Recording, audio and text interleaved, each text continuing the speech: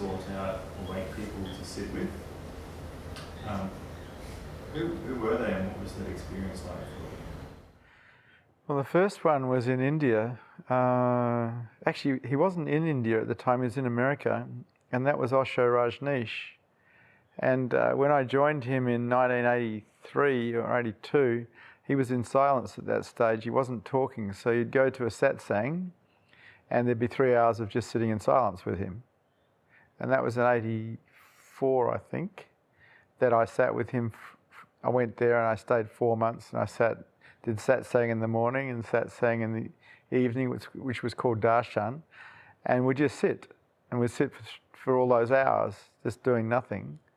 And the following year he started talking, but the presence was there.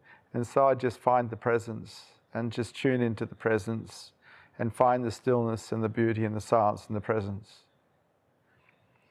And he then left America and eventually ended up back in India. And I went to India and lived in Pune.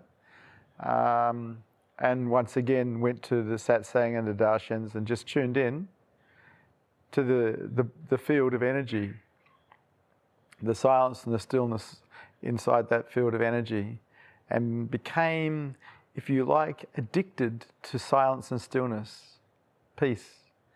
And I also, while I was in India, found other not so well known awake teachers who I would sit with as well, just for the presence, because I already knew the answer to everything was surrender.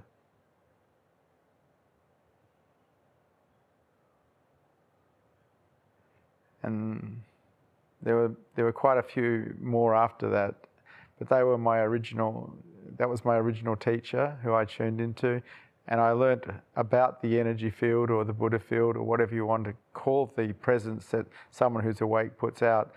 And I learnt that frequency and learnt to tune into that frequency. And from then on, I looked for that frequency in awake people. And eventually, I found that frequency inside myself. And awareness turned to itself, tuned in, and stayed tuned in.